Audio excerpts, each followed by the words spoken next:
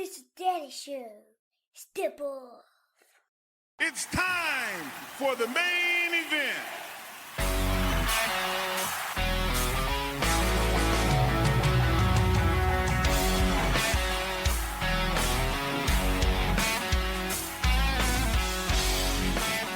Hey, what is up?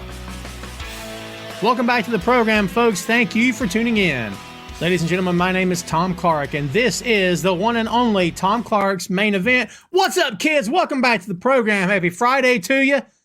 The often imitated, yet never duplicated Tom Clark's Main Event. Want to know why? Because it's the only Tom Clark's Main Event that's got this Tom Clark on it. And to my knowledge, there's no other Tom Clark's Main Events out there. And if they are, they done stole from me. I'm taking them to court. My best friend's an attorney. Step up. I don't care. Try me. How's everybody doing out there, man? If you recognize me, yes, I'm the same Tom Clark from Two Nations UnderTed, a Ted Lasso podcast. I'm also that Tom Clark from Tom Clark's 6M podcast. These are how I not so, subtly plug my other two podcasts. You see what I did there just now? Baby, I'm telling you, I'm all about promotion. They call me the promoter. No one calls me that. I call myself that. I'm telling you. Anyway, what's up? If you've never watched the podcast before, listen or whatever, I'm Tom. Good to meet you. You may also call me, if you're so inclined, Oh Captain, my Captain. That works as well. Tom Clark's Main Event has been rolling since 2014. I've been a content creator since 2010. Tom Clark's 6M podcast is going strong in year 4, and Two Nations UnderTed, a Ted Lasso podcast. Tomorrow, kids, we're releasing episode number 7 of season 1. Baby, if you are not subscribing to my other two shows, you are doing life wrong. I promise you that. There's 21 of you here with your eyes on me right now. All eyes on me. I couldn't help myself. Click the like button, share this on your socials, and it means loads to me. Puts no money in my pocket, but it gives me a nice warm fuzzy feeling inside my chest. So let's make that happen, shall we? Click it. Click it or tick it. I got my book. You think I'm not ready? I got a pen here too. I'm taking names. Y'all better be ready, okay? Because there's a quiz when this thing's over. I'm not playing around. Man, there's stuff I could be saying. Jay knows what I'm talking about too. Oh, I may have said some stuff off camera, off mic. Jay, don't worry. I'm good. I'm refraining. We got a guest. He's waiting in the wings. Before we bring him on, let's say hello to some folks. Let's see. Josh McManus, what's up, my friend? Let me get you on the screen here. I tried to do the, this is what I get for threatening to do something naughty, right? Where are you, Josh? There you is. How you doing, man? Guten Tag, Sandy in Germany. What's going on? Robbie, how you doing, my friend? Renato Rodriguez, good to see you, dude. Sugar Shane's in the house. Ray all day. We missed you last week, dude. Good to see you. Timothy Gonzalez, we're doing great here, man. Great to see you. Ease here, everybody. Rest easy. Elvis Martinez has arrived. What's up, Belinda? How you doing, my friend? Jeffrey's here. Eric Jackson in the house. Good to see ya. He's already talking about Jade Cargill. We may get there today. Again, kids, if you will, smash that like button. And apologies for not promoting the show all day as I should have, as my guest was probably hoping I would have. But I just got busy. Shoot a man. Do you see how bright I am? I'm like in the core of the sun. I still don't have my lighting figured out. My sound is on point. Hear that? Baby. Crystal freaking clear, man. I've never sounded better. And let's be honest, I've never looked better. But the lighting is atrocious. I got to work on it. It's, yeah, again, core of the sun. It is what it is. Yes, Ray. Next week, Ray is joining me on the 6M podcast along with Phil Lindsay. We're going to hit Luke Cage. I'm looking forward to that, Ray. You better be ready. You hear me? You better be ready. You got to be ready. You got to be quick. I want something snappy. I want something catchy. Anybody get that reference? Let's bring my guest on right now before he takes a walk and says, I've had enough of this. You know him from the Untitled Wrestling podcast. You also know him from Two Nations UnderTed, a Ted Lasso podcast. Kids, please welcome back to the show, good friend, great friend of the show, ladies and gentlemen, Mr. Jay Luft, Jam Master Jay in the house. How you doing, man? I'm okay. Good to see you, brother. Thanks for hanging Yeah. out again. It's like I didn't see you yesterday. I know, right? As if it's been a long time. Podcast magic, kids, dictates that whenever I'm going to pull the curtain back. Don't break kayfabe, brother. But podcast magic dictates that when you bring the guest on air, you go, "Hi, how are you? Good to see you." When the truth is, you've already talked to them, but it's okay. Peeling back the curtain. I broke loads of kayfabe there. That one's on me. Kids, you remember Jay? Jay, the kids, Jay, everyone please make him feel welcome. Jeff with the J is already talking, saying, I love the hat. Thank you. It's a Gringo logo hat. Oh, man. Listen, before we get cranking, you had a big GCW weekend, right? So tell the kids where you were, what shows you watched, how many days in a row, what your standout moments were, and all that. It was 3 days in a row, last Friday, Saturday, Sunday, in Liverpool, where I'm based. GCW came over and did some shows with my local indie TNT, which is why I've got this fetching Gringo logo hat. It's all on Fight Plus. I think it's $5 or $7.99 or something. You get access to that and all the GCW stuff and a lot of other stuff. MLW's on there. There's tons. There's a lot. Probably my favorite match of the weekend, I'd have to say, would have either been Leon Slater versus Joey Janela. That was just an awesome story told. And Leon Slater, that's a name that if you haven't heard of him, give it 5 years, you'll know exactly who he is. He's insane. So only 19 years old, one of the best wrestlers I've ever seen. He's phenomenal. Incredible talent. Who else did we have? Blake Christian had some really good matches. Probably the standout one was with Man Like the Reese, who is another awesome UK talent. And Gringo Loco was there. He did a lot of cool stuff. There was a lucha triple threat, which was, my mind just hasn't recovered from it. Some of the things I saw there, I just couldn't comprehend how they were doing it. The first time I saw Gringo Loco was MLW before he ever got to AEW. Yeah, he's great. He is. He's so good. Guy his size should not be able to move the way he does. I was just gonna say that he's not in shape, but he's not in shape either. If that makes any sense, it's not bad by any means, but he's not like. But yeah, you know what I mean. He's just like a big guy. Yeah. Like he's quite like I stood next to him and he was like same height as me. Really? So, yeah, he's like 6'1", so he's not like a little guy at all. And he was moving around like he was a cruiserweight. He looks short on TV for some reason. I don't know why I feel like he's short. I feel like they put him with a lot of guys who are bigger than him. Like he wrestled Willie Mack and he's like deceptively tall. And I think he wrestled Penta as well, who's another one who like you don't think he's that big until you see him. Yeah, he's grown on me. I've always liked him. I'm gonna have to give GCW a chance. I know they call their world champion. They call their champion a world champion, which kids, in case you didn't know, the world title status used to be dictated by the magazines in the States. Okay, so going back to NWA, AWA, World Class Championship Wrestling, if the mags started referring to the promotion as then it was okay or it was loud or whatever, and it worked. But through the years, people have taken it very literal. Like, how is ECW a world title? They don't travel outside the States. So people really began to take it seriously. GCW is all over the world now at this point, right? So yeah, they've this is the second time they've been over in the UK. They're in Germany tonight. So they're on like a European tour. They're in Japan in 2 weeks. And I think they've just got back from Australia as well. So they really are like all over the place. I mean, I think you could qualify their titles as world titles. Yeah. And a lot of the talent they use, like, have started appearing in AEW and NXT and places like that. Like there was that period just before the pandemic when Triple H was just sucking all the indie talent up into NXT. And like you had guys like Blake Christie and Alex Zane, I'm trying to think who else. There's a few others just an NXT doing nothing really of note, and it's like these guys can really go. You should probably let them actually do some work. And it's good to see them getting around now, and actually, like Blake Christian's just on a different level at the moment. Oh, he's so good, and I love that he doesn't really have a look. I like that. I like that the name's solid, but I like that he just does. He's not flashy in terms of his appearance or anything, but man, he goes out there and he slays every time.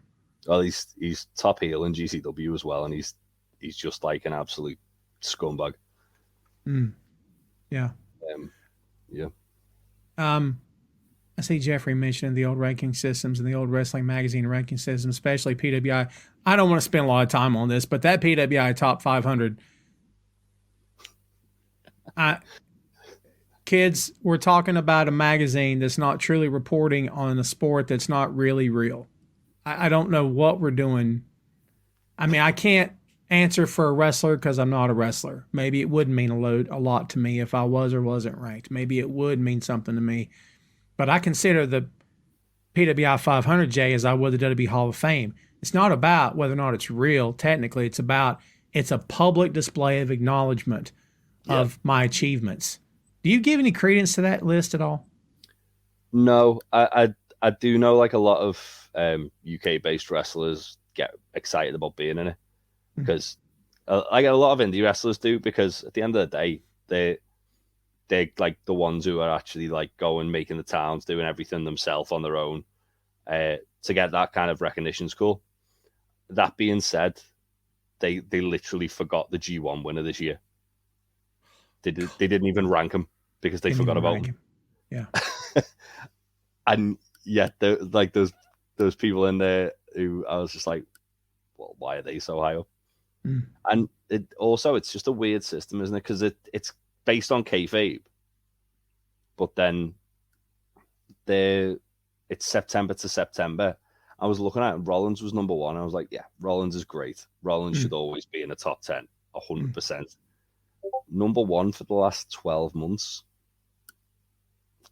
Until Mania, he didn't really do a great deal. That's fair. So that was why I was a bit... I personally probably would have said that MJF based on just his title run, which is like December to September. Yeah, and then plus, where's Orange Cassidy in the list? Because I'm not sure. I mean, September to September is his entire run, isn't it? Yeah, he was like 6th. Again, I would have put him a lot higher. We're talking about like our wrestler of the year for like our podcast at the moment, and every week we have the same discussion. How can you look past Orange Cassidy? Yeah. Currently, he's definitely mine and Ben's number one. And I don't unless like someone like pulls out like the best 3 months of their career, I don't see anyone else really taking that over. Yeah, I agree. He's been phenomenal with that title, and now the title has bounced twice. Yeah, which is, we'll get into that. You queued us up, my friend, so we're going to go ahead and start with this. Let's talk about the releases. I said last week I ran down the list of executive releases, which are probably not done. I would guess, but I don't know. That happened, and to be honest, none of us really knew who those folks were. All the best to them. But I said at the time that I believe that talent releases were next, and someone not challenged me, but basically said they didn't see that, and I was like, well, you'll see, because it's not about WWE, Jay. It's about when you see companies merge or companies bought out or new leadership comes in. One of the first things they want to do is cut payroll. It's what they do. They're either going to change direction or they're going to try something new. I mean, it's like you look at this. If you look at the same wall every day, eventually you won't see what's wrong with the wall. So you get a fresh pair of eyes in there. So if something's stale or not working, they'll switch people in and out, of course. But big names on this list. I mean, former world champion and Dolph Ziggler, Shelton Benjamin on there. Dana Brooke, who at any given time they were giving a whole lot to her and then giving nothing to her. What's your take on who got released here? I think the most shocking for me was probably Dolph or Ali. I think especially with Ali having a match in NXT at the NXT pay-per-view next week. Yeah. And like they've put a lot of time into that. And I know Meltzer said that a lot of it came down to the fact that there was a lot of people who had like main roster contracts who were sitting them out. Like Dolph's was one of the top earners in the company at the time. And that makes sense, because if you're not using the guy, like, great talent should be getting used, like 100%. I think Dolph and Ali, they're probably going to AEW. I mean, they're already teasing Dolph and AEW. They have been for a couple of weeks now. I think Ali, Bryan Danielson's a huge fan of him, isn't he? Because of that like little run they had in what year was it? Was it 2019? It's going back, yeah. Yeah, pre-pandemic anyway. I think a lot of these talent are gonna just show you what they're actually made of now. Like, there's people like not to like bang the drum of Ali too much, but he's a guy you look at like the vignettes he was making for himself on social media and things like that. When he's got the wheels off creatively, I think he's gonna blow some minds. And I think wherever he turns up, whether it's AEW, whether it's on the indies, whether it's in Japan, he's going to be like subscription watching. He's going to be someone I think people are going to probably should go out the way to watch. I mean, Shelton's another one. Like I was surprised. Like I was surprised when they rehired him, because it just kind of come out of nowhere. But he's literally been doing nothing for a while. Like, why would they have like kept him on the books that long? Yeah. But at the same time, like, he's Shelton Benjamin. He's literally like one of the best like athletes they've got on the roster. So the flip side of that is, why aren't they using him? Why aren't they using him? I think the biggest takeaway is they let a lot of talent go here, but it's already a very sparse roster. So are they going to be bringing more people in? Are they going to be doing more crossover with UFC? Are they just going to be running a lot of rematches like they were last time they released a load of people? Like it's as much as it really sucks for people to lose their job, I think the interesting thing from the WWE standpoint is, well, where do they go creatively with that? Are they going to? There's a lot of spaces that have opened up on that roster. Are they going to give people a spotlight who you wouldn't have necessarily thought about? Like, they released Top Dollar, but not Ashanti the Adonis. What's he going to do? Yeah. And B-Fab, they're both still in the company. The like Maximum Male Models was another one. I wasn't surprised, because obviously they got took off TV and they weren't being used, but they did that like Twitch stream last night, and it was like just talking about it, going, yeah, like someone didn't like us in the office, so whenever we got brought to TV, they were like, why are they here? Which is insane. Yeah, it's always really disheartening to see when stuff like this happens, especially like, I think the thing that was really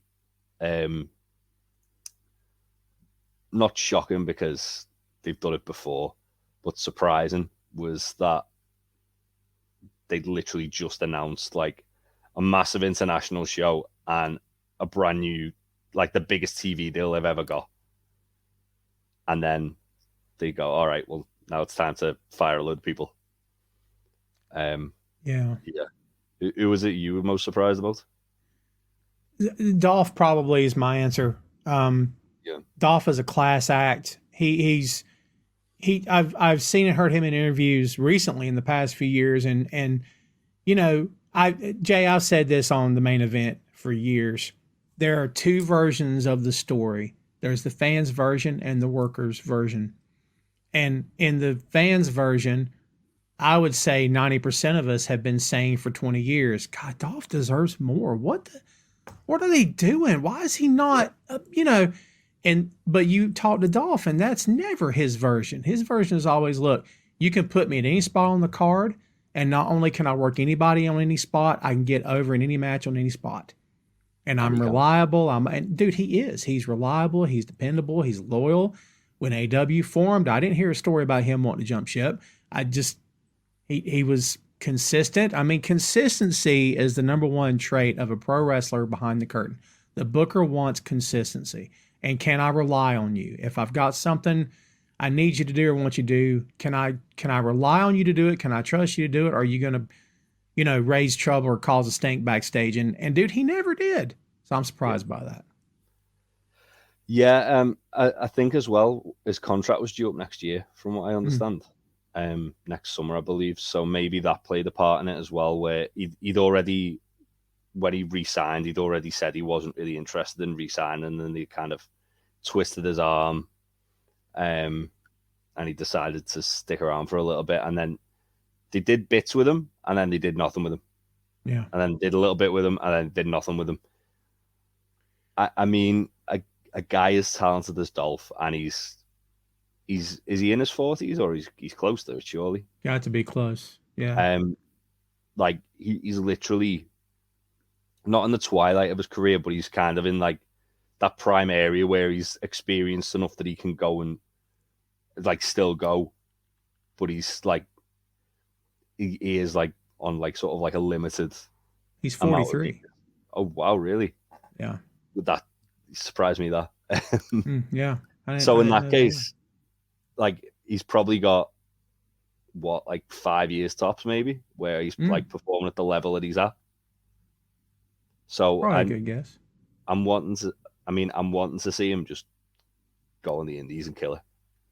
Just I'd love to see that. Show up wherever.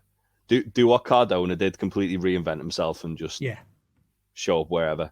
In Cardona and Cody's cases, Jay, I don't know, but it's always felt like with both those guys, it was like, all right, okay, watch what I'll do. But with Dolph, I don't really think he needs to do that. I don't know if Dolph would care to do that. I think because we all know how good he is.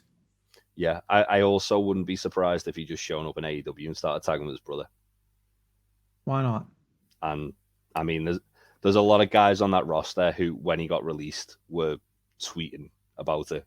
Swerve immediately just tweeted Nemeth, and a couple of other guys who were from AEW were tweeting Dolph, and it's like there's a lot of people I'd love to see wrestle him on that roster for sure. And yeah, you're right about what you said. You're right about all the guys you said, honestly. But the bit about Ali wanted to get out. Yeah. And he wanted out. And they said no. And remember, dude was not happy. And I'm like, I get it to some degree. Like, if you signed a contract, you can't just decide you don't longer want to be there unless you were mistreated or you were threatened or anything could happen, right? But didn't he say something about he was asked to do something that like compromised his morals or something? They wanted him to do a bit about 9/11. I believe it was what it was. Oh wow, Jesus! Yeah. Don't anybody quote me, but I think if I got the right, I think it's Ali that story came up that they want him to do some kind of terrorist nonsense. Yeah, that's never mind, the guy I think he was barely a teenager when 9/11 happened. I think. So it wouldn't have made any sense anyway. What are we doing? Like, I don't know. Also, his whole thing is he's trying to destroy all the stereotypes and like be a positive like kind of role model. So why would they think, oh yeah, it was like 2021, wasn't it? I think when he wanted to get released, like in 2021, let's get him to do like this gimmick. Come on now. First name Vince, last name McMahon. I was gonna say, like, it's the same reason why Dolph wasn't like a multiple time world champion. It's because it's to an audience of one. I mean, if anybody wants to talk about when they finally pulled the trigger on Daniel Bryan, who was Daniel Bryan then, go back and look at Dolph Ziggler cashing in Money in the Bank and tell me that the crowd, AJ was crying, legit crying, real tears, because she was so happy for him. And I'm like, I remember being at home going, I was losing it for him because I was so happy to see the guy. It's not about Jay, it's not about a belt. We call these things championships. You know the deal. It's about, again, Jay, it's about my company is acknowledging me publicly that they believe in me and have faith in me. It's more than just a piece of whatever the belt's made of. It's acknowledgement. So I was happy to see that. That cash-in was still like one of the loudest pops I think I've ever heard. Same. It was like the roof was coming off that place. Same. And I saw a comment. I hate to call people out, but I saw a comment. Someone in here said that they wish New Day would have got released. Look, this is all subjective. You can have your opinions, but do me a favor. Be better than that. Don't sit around wishing someone gets released. I'm not a fan of Nia Jax, okay? At all. But I'm not going to sit here and say they should fire her. Dude, what? I think it was ill-advised to bring her back, but it's not my call. Like, I just, someone sitting around saying, I wish they'd fire that Tom guy. Imagine if someone said, I don't know. I'm not trying to be holier than thou here, dude, but like that kind of talk really bothers me. I mean, these aren't just faces on a TV, Jay. These are real people with bills and mortgages and car payments like we all do. My God, what are we talking about? Yeah. Anyway. It's one of those things, isn't it, as well? Differentiate between wanting to see someone be outside the company because of who they can work with and just outright wanting someone to lose the job because you don't like them. Like 100%. And Alma, I was going to say, Alma mentioned Elias. I'm not a fan of his character, but I hated to see him released. Yeah, I think he's someone who kind of he plateaued quite early on. I felt like I remember. I think it was during the pandemic. He had a really good match with Seth Rollins. Not that it's hard, but it was like, okay, yeah, like this guy can go, and like never really felt like he kind of got past that. And every time there was always every time there was always kind of talk, oh yeah, like they think Elias is the like next guy, and then nothing would come of it. And then they did the Ezekiel thing. It was like, okay, maybe this is actually a clean break. And instead of, oh, it's terrible, but instead of like just like having it, treating it as a clean break, they tried to be meta with it. And it was like, well, it's different, but also it's instantly pigeonholed him. It instantly puts him in, this is just a goofy comedy gimmick. And Kevin Owens is really angry about it. And that became his gimmick, just a guy that Kevin Owens murders every week. Yeah. Like, I mean, I hated the character. Don't hate the guy. Don't know the guy. I just the maximum male modelers or something. What are we doing? Like, but I don't know. It just, for me, that kind of stuff it just doesn't, for me, it doesn't work. I don't know. But Sandy mentioned Rick Boogs. Rick Boogs is in the gym somewhere right now picking up a compact car. I'm just saying. He's freakishly strong. Yeah. I think that there's a couple of people there I think are going to be just fine because they're creative, they're charismatic, and there's that many wrestling companies about now that there's always going to be places to work. Yeah. Like, I'm not just saying it like AEW. I'm saying, as I said, Japan, the Indies, Mexico's getting bigger and bigger. UK's got a massive scene. Germany's got a big scene. Like, there's an abundance of places to work. It's just a case of who wants it, because obviously there's some people who were signed who were like ex kind of sports stars and stuff like that, and you tend to find like when they get released, they just lose interest. And then there's others who were like Ali, like Ziggler, who wanted to be pro wrestlers. Yep.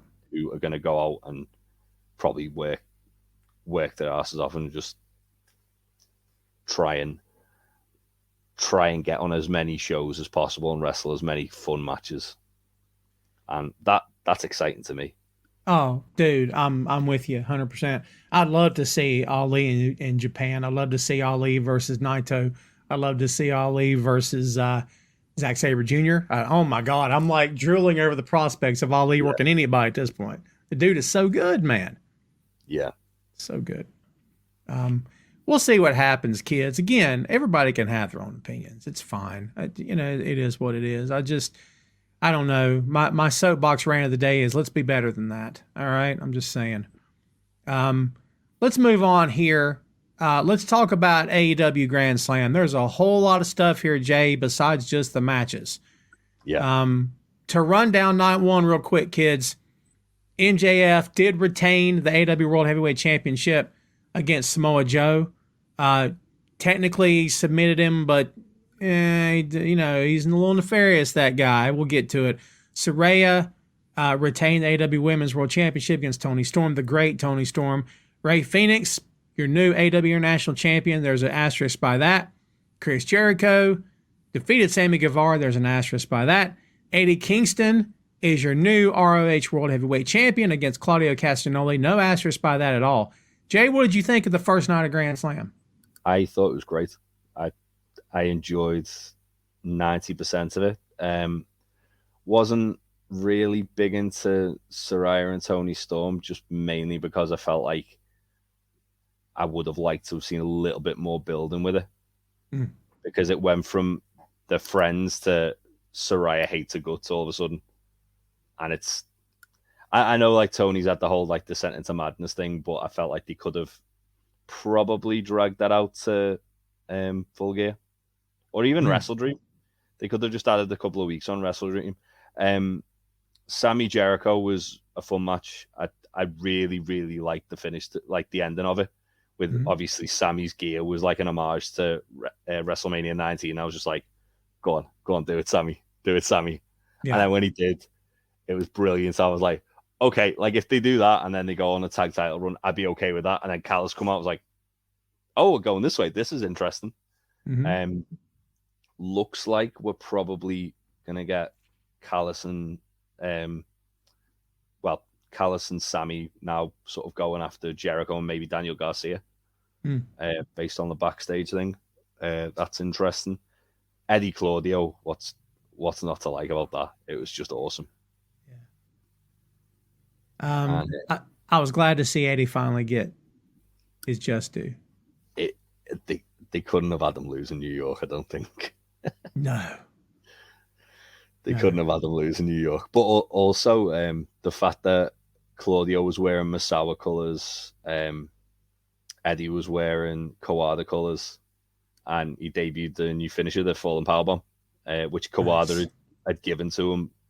I believe it was the night before All Out. Kawada said, I don't want you to use the Northern Lights bomb as a finisher. I want you to use a Fallen Powerbomb. So Eddie saved that for that match, which was really cool. But yeah, that guy deserves the world. He's awesome. He does. And it's so cool. And kids, look, the ROH championships are world titles. Okay. ROH did do business around the world, not just in the Northeast, because they had partnerships with Impact Wrestling, who was around the world, and also with New Japan. Those titles, Jay, are still legitimate world titles. This is not a runner-up title for Kingston because they don't want to give him the AEW title. Not at all. I mean, these belts never got retired. The company stopped running for a bit, but didn't close. The company never shut down. It was just bought, so those titles switched. They're still active world titles. Eddie Kingston's a world champion. In my head, this is not a secondary,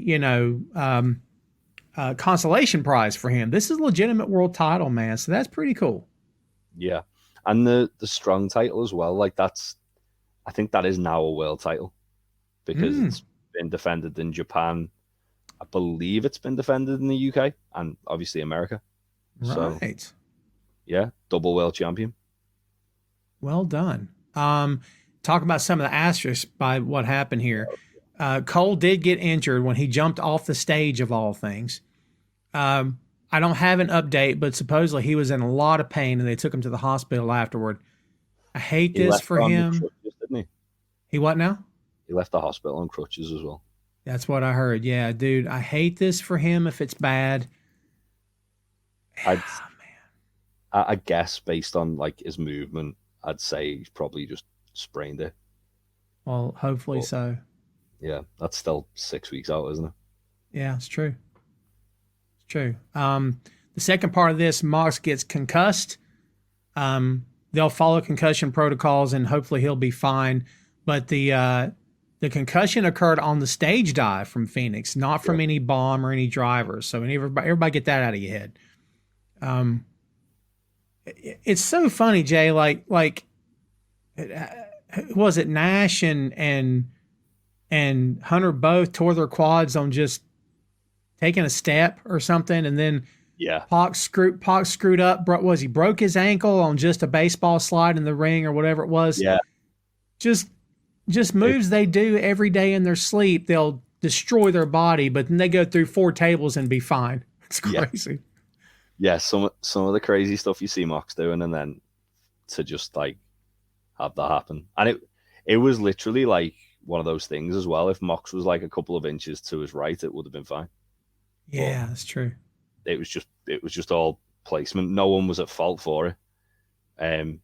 It's, as you say, it's a spot they've probably done 1,000 times before. Yeah. It's those moments of things that you can do with your eyes closed, and I guess you get the most comfortable in those moves, and then you don't think about anything could go wrong. I mean, that's fair. It's an injury I've only ever watched one time, and I watched it live when it happened. Oh, really?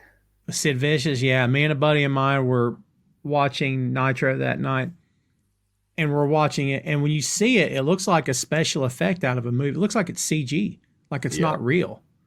And when it happened, I'm like, oh my God, I almost threw up. And WCW replayed it like 3 times.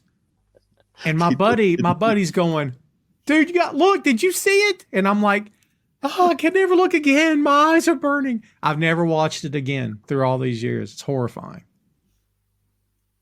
Horrifying. Yeah.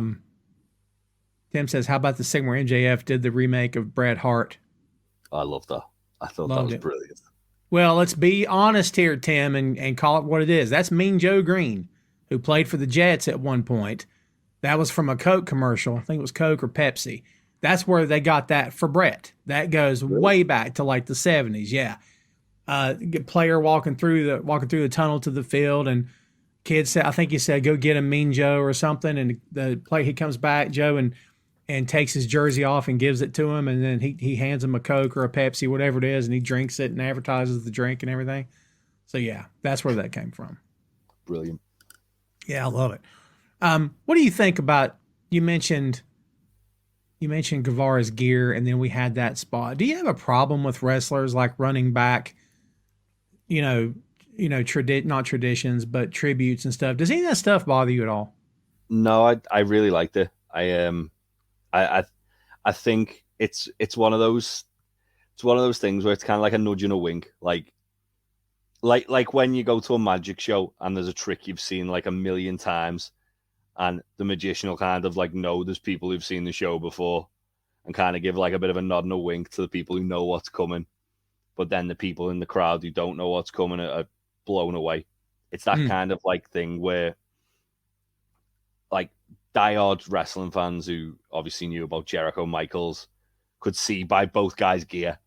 Mm-hmm. Oh yeah, this is an homage to WrestleMania 19. That's really cool.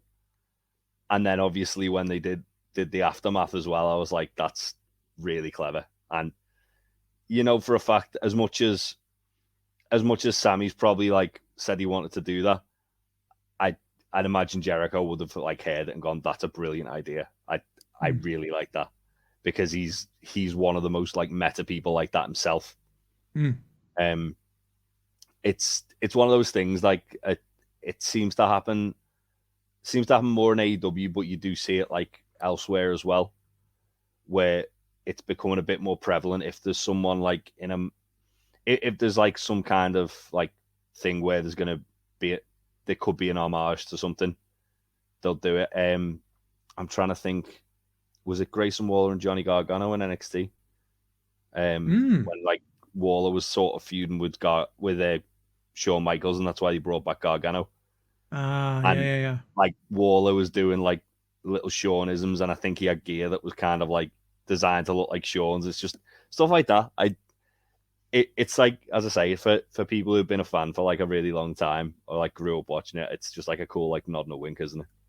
I love the tributes. I have no issue with the tributes at all. I'm fascinated by people who have a problem with tributes in pro wrestling. It's weird to me. I don't get it. We all take inspiration from somebody. I mean, find the first podcaster, name the first person that recorded their voice to speak. Well, that's not a podcast. That goes all the way back to the first days of radio. I mean, we all take inspiration from somebody. Everything's a tribute to somebody in some certain way. There's so much of my vocabulary that came from other places. There's certain key phrases that I use that came from a movie I loved, or from a friend of mine, or from a relative, or from a TV show that I've incorporated into my vernacular that I use every single day. Does that mean I'm ripping somebody off? No, it's a tribute.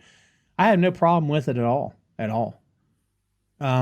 Jeff, thank you for setting me straight. Yes, 70s Super Bowl commercial. There you go, with Mean Joe Green. I got them all right. I'm so happy. Was it Coke or Pepsi, Jeff? It was one of the two. I want to say it was Coke, but I can't remember. What's going on, Ron? Marie with Peaches and Power Bombs. How you doing? Oh yeah, Marie's a huge Eddie fan. Sugar Shane, LFTR. Oh yeah, of course, FTR, tribute to the Midnight Express. I was gonna say, isn't the music literally a remix of the Midnight Express's music? So the theme, I forget the name of the theme, but the theme's from the film The Midnight Express. Right. Yeah, but supposedly I think that music is so effing expensive that Tony Khan didn't want to pay for it, so they just remixed it and made it sound alike.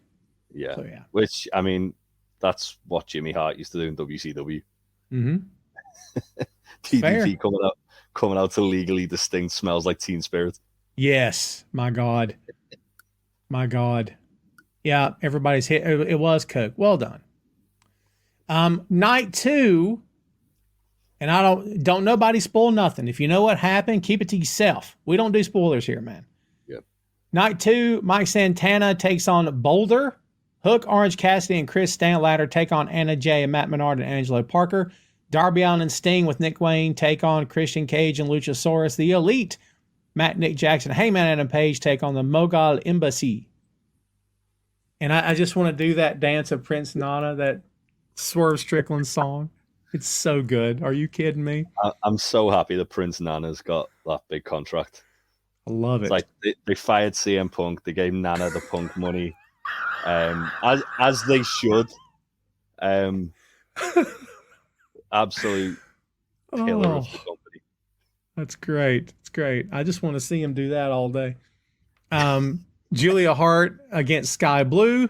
The Righteous. If you don't like the Righteous, there's something wrong with you. Oh, they're so good. I love them. Against the Kingdom, the Hardys, and Best Friends, and the Acclaimed, defending the 6-man tag team championships against Dark Order. That's what you can expect tonight on night 2 of a Rampage.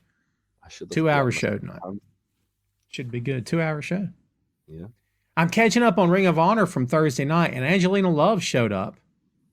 Oh. Yeah, and I'm so behind the Ring of Honor, and it's getting to the point where I'm like, just need to sit down like a day this weekend and just have it on all day. I think I've got about 4 or 5 weeks. Wow. Yeah. I don't want to say it's easy to not watch, because it's not that. I enjoy the show. I love it. It's easy to get behind because you've got all this other live content you're watching as it happens. Yeah. I mean, I saw they announced Nick Wayne versus Shibata, and that's a match I need in my life. So, because that's good. Two guys I love are Nick Wayne and Shibata. Angelina Love faces Athena. She came in and faced the champ. So yeah, Athena's on a run of a lifetime. I'm telling you, she's outstanding. She's great. I'm hot and cold on Billy Starks being with her. I think it's good for Billy, but for me, the jury's out on whether or not it's clicking, but that's me talking. I think it's to set up the match, isn't it? They were meant to have a match at All Out. Billy got injured. Yeah. So they're doing what I think they should do more often, like letting it breathe a little bit, like having a little bit of fun with it. I saw the video of the Minion and Training thing with like Billy and Lexi with Athena just barking orders at them. I was like, yeah, that's fine. I'm okay with that. Yeah. Let's see. Everybody getting primetime TV versus FTR. Oh yeah, JD Drake. Yeah. Drake's earned it. I mean, FTR's not going to lose the belts to the Workhorseman, but that's not really the point. Drake's a solid talent, man. Hardest chop. I mean, Drake's got one of the loudest, hardest chops I've ever seen and heard in my life. Like I called a few different of his matches, and that chop at ringside, I'm like 30 feet away from ringside, whatever it was, and you can hear it to the back door of the building. It is freaking nuts. Got back through the curtain one night, and he is lit up. And so, of course, so's the guy he worked. And I'm like, how you doing? He's like, I'm fine. He's out of breath. He's like, I'm fine. And I said, ooh. And I looked at his chest and did that. And he goes, I'll tell you something, man. He said, every one of those chops, he said, I'd rather do a match with 30 chops where I'm not taking a bump. He said, when the match is over, I feel great. He said, I'm fine. Back doesn't hurt. I'm not that tired. Yeah. He's like, it puts mileage on you. He said, that way you're not killing yourself. And I'm like, God, that's a great point, actually. That's why Minoru Suzuki's at the level he's at like almost 60. Oh, yeah. He's the king. The king. Yeah, I'm excited to see Workhorseman against FTR. I'm a big fan of them. Have you seen, speaking of Drake, have you seen his match with Brody King and PWG? I was going to say I have not, but maybe I have. It sounds just familiar. when you're saying about chops, like that was like just two guys who love chopping each other. Yeah. Yeah, it was real fun. Really good big man match. There's great clips of Bad Luck Fale in a parking lot with fans, I think before or after a show, and he's totally not in character, and these dudes are lining up to take chops. And he's looking at him like, are you sure? Are you sure? And the guy's like, they're pulling their shirts up and stuff. Dude, I mean, like a shotgun shell. You know what I mean? I'm like, whew, geez, I don't know if I could do it, man. I've only been chopped by like an actual pro wrestler once, and it sucked. Yeah. It was Go Shiozaki, who's former Noah champion. Wow. It was when he was like on excursion, so he was only young. And he was on this like show in the UK. Literally like loads of big names. Like Pac was on it, Claudio was on it, Chris Hero, El Generico, rest in peace, Matt Sydal, Nigel McGuinness, Rhino, and Go Shiozaki was on it. And didn't speak a lick of English. And my friend was like, oh yeah, can you chop me? And he's like, yeah. Just hits him with a chop. And I was like, can you get a picture with you?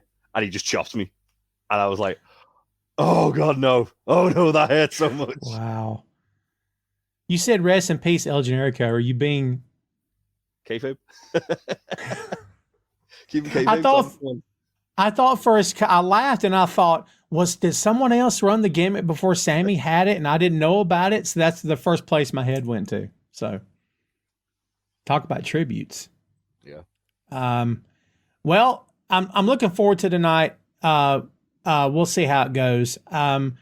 Looking forward to Collision tomorrow. I will say this, and this is not an indictment on what they should or shouldn't have done with Punk, but I will say that show, in my opinion, has not found its footing since Punk was fired. But that could just be, Jay, that they don't quite know how to recenter the show yet, if that makes sense. Yeah, it felt like when Punk was there, it felt like they were trying to make it like early days of Nitro. And now Punk's not there, and it feels like Danielson's got his hands on a bit more. Maybe going a little bit more in a different direction, which I'm okay with. Yeah. Personally, with all like the luchadors that shown up last week, and there was like a couple of like Lucha Underground references, just do that. Yeah. Just turn it into Lucha Underground. Yeah. Lucha Underground was a very different animal, but I enjoyed it. Yeah, have Smart Mark Sterling being like Dario Cueto. Get Jeff Cobb to dust off the old Matanza Cueto jumpsuit. Come out and sacrifice people to the gods. Have Johnny TV cut Luchasaurus's head off with a sword. All the good stuff. All the good stuff. All the good stuff. I tell you a casualty of that show. Well, not a casualty, because I don't know if I quite enjoyed Paul London's gimmick in that company. Yeah, the Rabbit Tribe. Yes. I mean, you could say, well, that's Raven, that's Bray, that's Kevin Sullivan. Yeah, but I don't know, dude. There was something about that I really enjoyed it. Did he do it after that company or no? No, he didn't do much after that, to be honest. He does still wrestle, so. but like very sporadically. Hmm. I think he does a lot more acting, and I think he writes a bit now as well. Interesting. Well, yeah, He and Kendrick were quite the tag team. Yeah, Paul London's just really talented. Just one of those guys who came about 10 years too early. Yeah. We won't say. He'd be like a star right now, like for sure. I agree. We don't have to say a whole lot about his partner. That's a whole other topic. Well, I'm just saying. Yeah. Oh boy. On that note, we'll open the floor, and if y'all want to talk about it, you can ask. Oh God. Yeah. Jeff says Rabbit Tribe was unique. 100% agree. And to say you're unique in Lucha Underground after a year or so is saying something, because man, there was a lot of unique stuff in that company. Yeah. Here we go. Ray was not here last week, so we did not get his question. Here we go. Lil Wayne or Lil Jon. It's all about the littles today. And part 2, Fat Joe or Redman. And if Adam Cole invited you and your family to a Halloween party which had fireworks, music, and cold bottled water and iced coffee, and said you can bring a friend, could I join? And later wanted to get salmon burgers and fries, could I join as well? This is for both of you. Jay, you go first. Lil Jon, Redman. Yes to all of it. I'm with you, 100%. Okay, I love Lil Jon. You don't like Lil Jon, I'm telling you there's something wrong with you. Yes, the Brian Kendrick. Don't worry about it.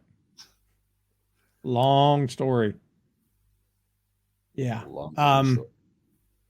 There's here's what you'll have to look up, kids, and you too, Jay. Lil Jon's Kool-Aid Christmas song. Have you heard it? No, but I will be looking this up after this. Oh, I'd show it, but they'll pull my show down.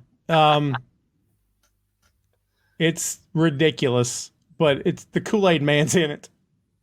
Damn. And no eggnog, more Kool-Aid. Oh yeah, it's ridiculous, but he's so freaking funny. Oh, guy's so funny. Kids, the floor is open. Whatever you got for me, hit me. Sugar Shane says, what wrestlers would you put in the game Mortal Kombat, and what would their fatality be? Ooh, that's a good one. Yeah. All the members of the House of Black, different ways of kicking people's heads off. Penta, have him rip someone's arm off and kill them with it. Love it. Mox, and just whatever Mox wants to do, because he's got a lot of ideas. And Nick Gage with a massive pizza cutter. It just rolls around and stuff. Yeah. Flames behind it as it rolls. Bundle of light tubes in one hand, pizza cutter in the other. Yeah. Oh, that's funny. What's his name? The Machine. Oh, Brian Cage. Brian Cage. Well, I couldn't get his first name out to save my life. Yeah, the Machine, Brian Cage. He'd be a good entry. Orange Cassidy, just because it would be funny to see him on a game. Yeah. He wouldn't really fit. A lot of teeth. Danhausen, that'd be great. Yeah. That'd be good. All right. Robbie says, this week's Who's the Wrestler? Name the real name by the real... Okay. Nelson Arazo, Ray Allen Reeves, Terrence Michael Brunk. I know 2 and 3. I have no idea on 1. Wow, I don't think I know any of them. I suck at this game. Who's 2 and 3? 2's Ryback. And 3 is Sabu. Well done.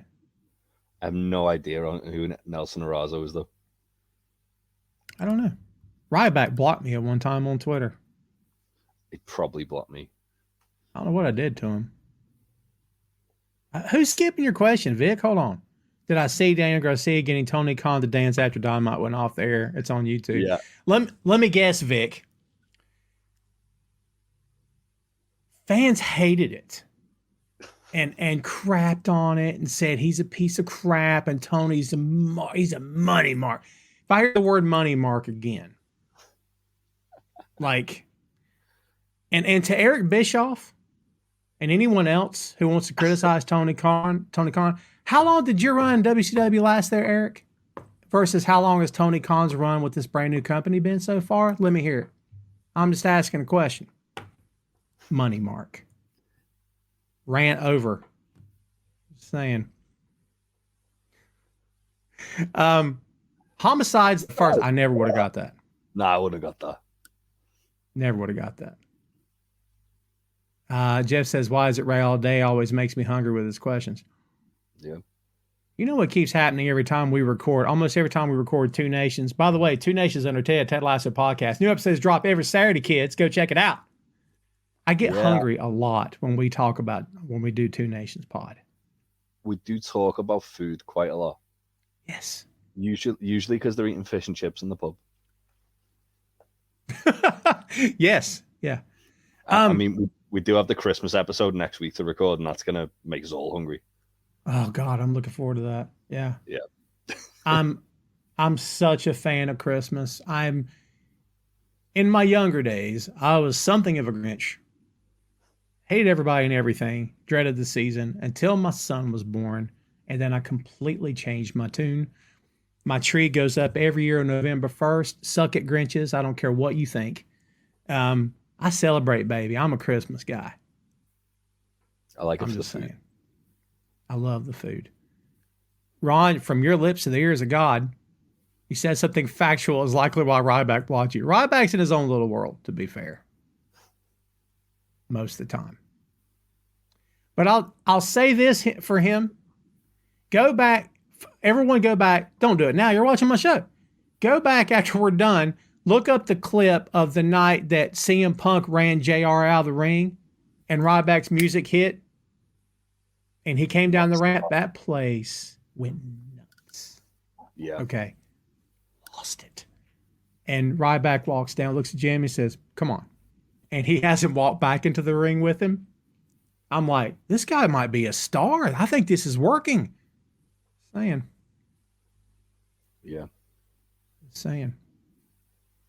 Well, we're kind of quiet on open floor today, kids. It's all good. All right, folks. Well, that might be what we have for you. Jay, I was going to ask you one more thing. And now I've forgotten what it was. Okay, I'll just hit you with a random out of the blue. What are you most looking forward to right now? Any events, Wrestle Dream, for example, anything coming up? We just got through the thick of a lot of big time events over the past few months, right? But like, what's on the horizon that you're personally looking forward to? I mean, Wrestle Dream's shaping up to be like card of the year so far, isn't it? Mm. And not even like card of the year, like because it's a big show, like card of the year because they're just putting all these like matches on that you're like, I did not know I needed that. Like Swerve and Hangman. Yeah. That's got match of the year written all over it. Danielson versus Zack Sabre Jr. Don't get me started on that. Yeah. Aussie Open versus FTR2. Like they're pulling out like all the stops for this show. I assume they're doing Takeshita versus Ibushi on that. Like, oh man. Yeah, I guess so. That's what like the next one I'm really excited for. I'm trying to think what else. GCW are doing a War Games show the week after that. Yeah, actually, I've just seen what Vic said about Mike Bailey versus Will Ospreay at Impact Bound for Glory. That's going to be silly. Yeah, there's quite a lot coming up, to be honest. Obviously, Wrestle Kingdom's just round the corner. Be foolish to kind of overlook that. I'm Full Gear. Yeah, it's true. I'm intrigued about Survivor Series in case Pepsi Phil shows up. Pepsi Phil. Because he teased it the other day, didn't he, on is a MMA commentary.